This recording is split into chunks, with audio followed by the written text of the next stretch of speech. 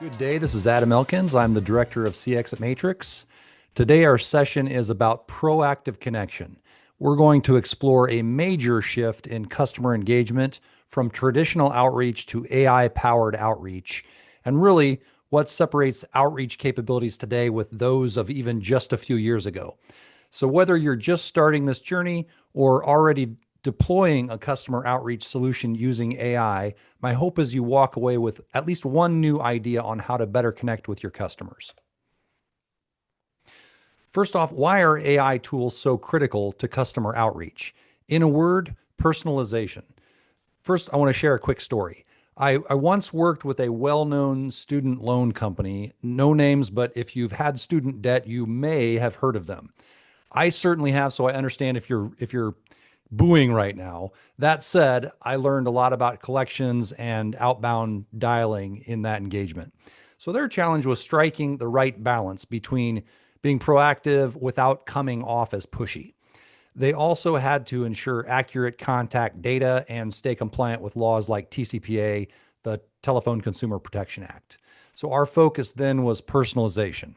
This was not just making humans interactions feel human, but predicting customer willingness to pay, anticipating needs, and really understanding the emotional context as they went into these interactions. Because if you're calling someone about a $10,000 debt, it really matters how you do it, including the tone, the timing, and really the core message. All of those things matter. Without that context, your odds of success drop really fast. And the tension there is the more effective your outreach, for example, like using predictive dialers, the less personal it feels. Those split-second delays from answering machine detection that we've all heard, they make people feel like a number, not a person. And I know if you're listening to this, you've probably had a call like that. You've probably felt that way before. So what changed with artificial intelligence is that we can now interpret in real time, which was really the missing piece before. So this was not just to automate, but personalize at scale while we maintain efficiency, while at the same time we're making people feel seen and understood. And that's the power that we're really exploring today. This matters because AI lets us maintain efficiency and deliver a more human, personalized outreach, far beyond what a traditional dialer can do. So in fact, what you see today may be somewhat of a departure from a typical dialer discussion because these new AI tools really expand on the quality of outreach, not just the focus on efficiency. So what we're looking to do is improve things from those old days. And what happened then was you'd start by importing a list from a spreadsheet or a CRM. You'd apply your static filters.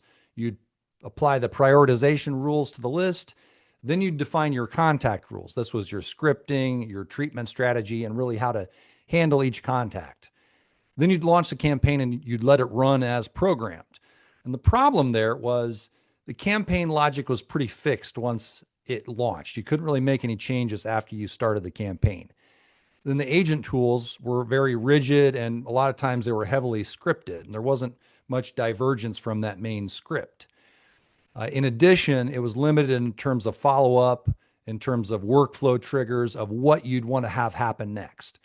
And then beyond that, the reporting was always very basic. Mostly it was call and campaign metrics, and you couldn't really get any insight into anything qualitative from those reports.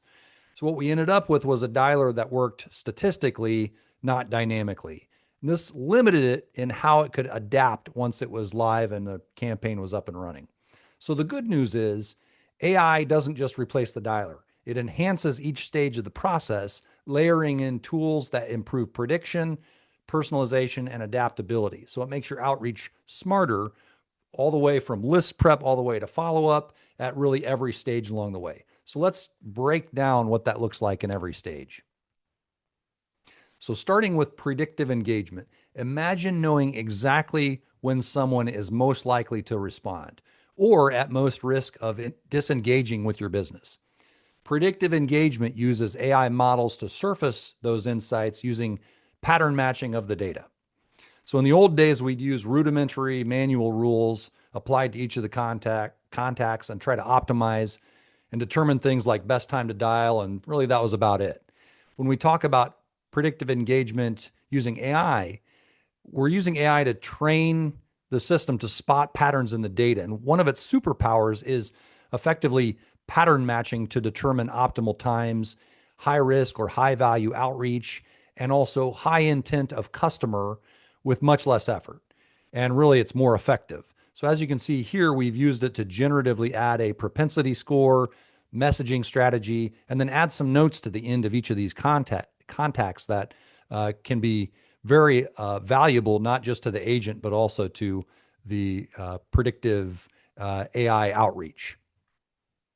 So in essence, we're using AI's predictive capabilities to add these strategy insights, help to prioritize so that you're dialing these folks at the right time and through the right channel. So this is really where outreach becomes meaningful. You're not just spraying and praying, you're predicting and personalize first as you build that contact list. Next, personalization at scale. Think of a personalization engine as a tool that takes each contact on your list and applies a treatment strategy. This isn't just about knowing the basics like the name and the contact number. It's about taking everything that you know about each of your contacts and for each one, interpreting the best next step in a way that includes why they might care about your message. Context is everything. So historically, this was attempted with limited treatment strategy, those static scripts that we were talking about. A lot of effort would have to go into building those things. So it didn't scale very well. So for example, if you needed to build a script variation, each one would need its own edit, and it was probably done manually. So with AI, we can use behavioral data, preferences, interaction history, and everything that we know about each of those contacts to generatively shape the messaging for that individual contact. And that's more likely to land with each customer. So this can influence lots of things like not just the message, but the tone, and really even when the message arrives on a per contact basis. So the benefits of using this generative AI is that it really supercharges the treatment strategy at each individual contact level. So you end up with highly personalized messages that are tailored to each contact that avoids that spray and pray type of method that we used before. This is really the antidote for that. It's going to increase your efficiency because instead of your managers going out and having to build all this stuff, it frees them up from that content creation.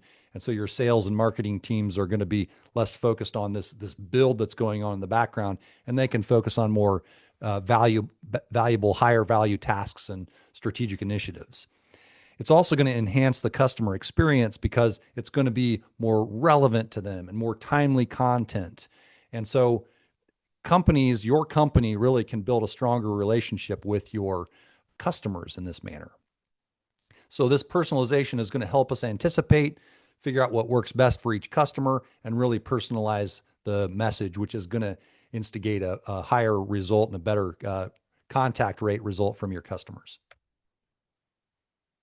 Next, intent detection. So we've talked a lot about agent assist in our prior sessions.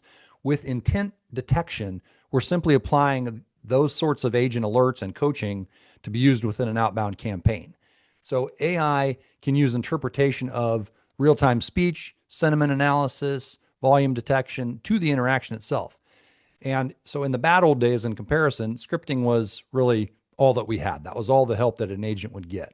So agents would tend to miss things in a lot of cases. So the emotional tone, potentially they'd be focused on using those generic responses and scripting. And so it didn't really help them as much as it possibly could. And that would risk potential escalations that would happen.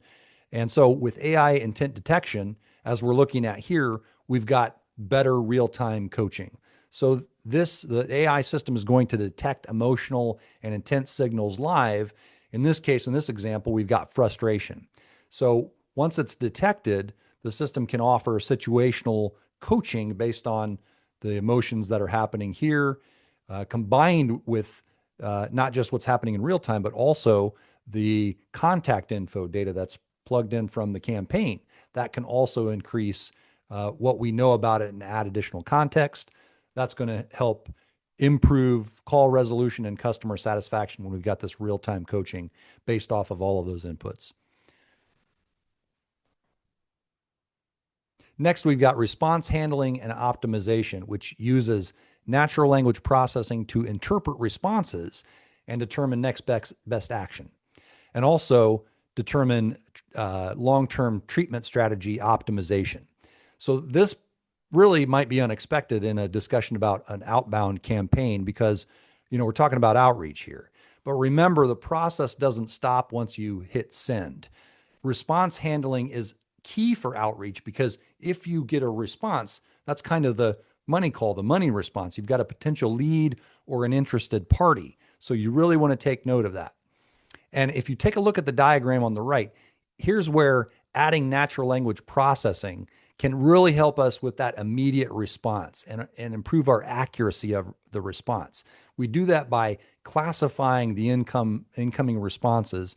For example, here, I'm interested versus not now versus unsubscribe me. So using natural language processing, we can take action and respond much more accurately based on the intelligence that we gain from it. So in the examples given here, you see the potential responses might be route to sales, schedule a follow-up, or suppress this contact from the list so we're preventing further outreach. So these are all kind of expected, but the difference is natural language processing makes our analysis of what's coming back in from the customer much more accurate than old school methods using just basic word spotting. That was a very rudimentary method. It was not very reliable. So in many cases, that response could not be automated and would need to be routed to a person, which lowers your efficiency. So then looking at the bottom of this workflow here, beyond the immediate response, the system can use natural language processing to learn and improve automatically. So we can do things like adjust the strategy. We can change future messages. We can adjust the routes or potentially flag for sentiment patterns that we see over the long run.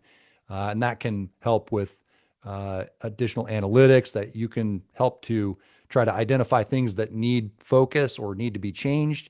And then ultimately, this is going to really help your outreach change and get smarter every day. Compliance and risk reduction. Proactive does not mean careless. In fact, outreach is where compliance gets tricky really fast. So AI can be used to better stay in compliance with things like TCPA and GDPR by more accurately respecting opt-outs and minimizing human error that can come along the way. So without AI, manual checks can be slow or they might be missed. That's going to increase your legal exposure. It's going to lose your customer trust. Not only that, it can really cause frustration. Even if it's not a legal thing, it can definitely cause frustration. TCPA can cost businesses millions if they're found guilty of this. It's $1,500 for each contact at a minimum, and even higher if civil penalties are awarded. The most a single person has been awarded was close to $230,000. That was from Time Warner after getting 150 unsolicited contacts for that one person. When it comes to class action lawsuits, that can easily result in tens of millions awarded. The highest I know of was Capital One, who had to pay $75 million because of TCPA. And so with AI, this provides the capacity to automate these complex checks that need to really happen in real time as you're dialing outbound. So this will check if somebody's on a do not call list. It will help to honor unsubscribe requests and that interpretation of those requests coming back in, and also can use natural language processing to flag for risky language before it's sent, including a review of some of the context that we talked about both in the list and in the results of the campaign thus far. So this also includes real-time rule enforcement. AI adds the interpretive power that we didn't have before. And also because AI can tag each contact with a risk confidence, it can also perform things like risk-based outreach throttling and can kind of pull back based off of the amount of risk that your business may want to take on. So in short, AI can really help enforce all of these sorts of TCPA and GDPR rules in real time. That's going to protect your brand from legal exposure and lower your risks of costly fines. So AI-enabled campaign engines help augment outbound omnichannel capabilities. Again, this is because it can use natural language processing combined with branching logic to manage campaigns across any channel in a way that is much easier than it used to be. So we never really had enough ability to interpret customer responses to sequence messages across different channels very effectively. So switching from a phone call to SMS or sending out an email in response to whatever the customer had replied with. So, for example, if a customer got a text and then responded to that text with a callback request, AI is much more effective at allowing us to interpret that response and then provide a better next step.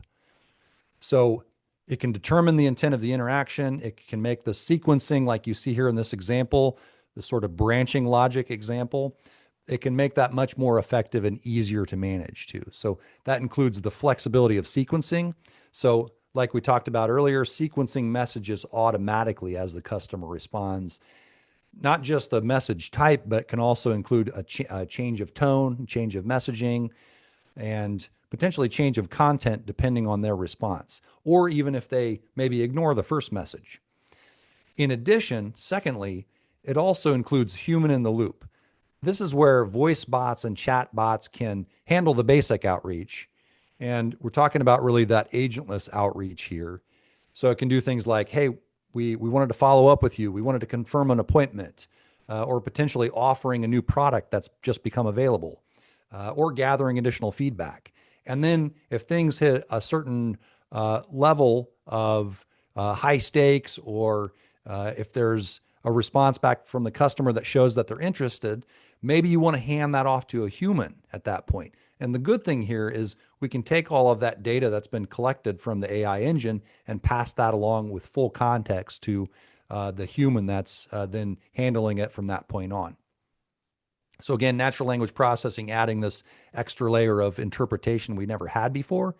One bonus topic that you see down here, the example of down here at the lower right, is SMS. And this is very important to call out when we're thinking about omnichannel. And I bring it up because unlike a phone call, a text message makes it very clear who's reaching out. And that's why that's really different from a phone call.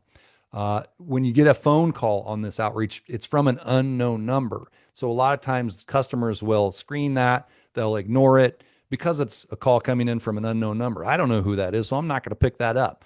But if it's a text message, that offers the opportunity for it to be much warmer. You can introduce who it is, and you understand what the message is about, like this example. Hi, Jordan, this is Jim at Acme Auto. Just a quick heads up. Your scheduled service is tomorrow. Let us know if you need to reschedule. So that's nice and warm. You know who it is immediately.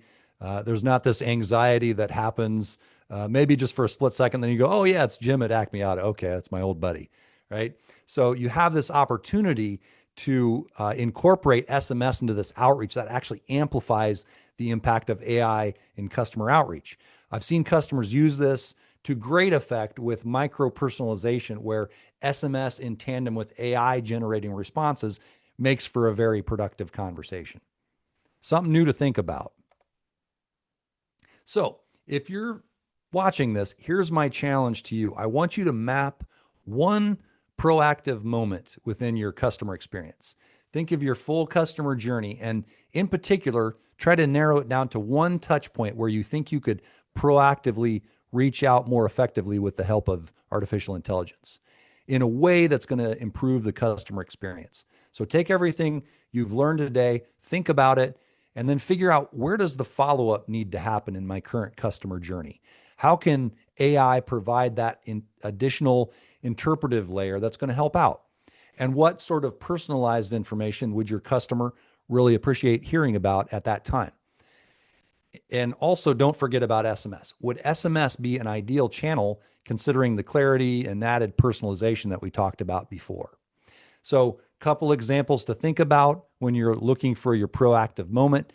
One would be sales follow-up, potentially after a face-to-face meeting, to to check in with the customer, gauge their interest. Second, order update.